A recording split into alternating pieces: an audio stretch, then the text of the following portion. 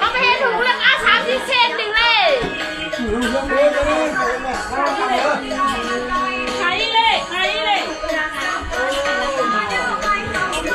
เจ้าพี่น้องเน้อเลยมาเฮก็เรียนเบียน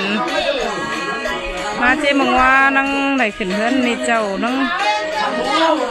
สูขวัญใครแต่พี่น้องไง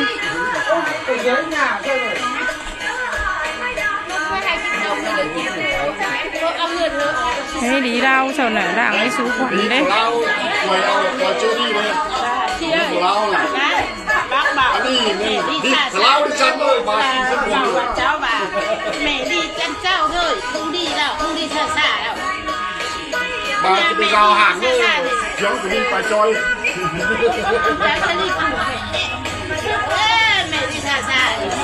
กูมายังเพลนอนยังเป็นตอนที่กูจะบอกว่า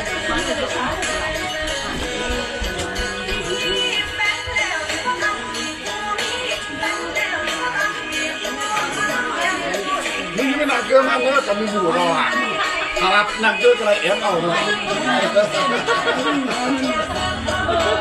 ตายเหรอนี่แท้ลุงจังเบื่ออีก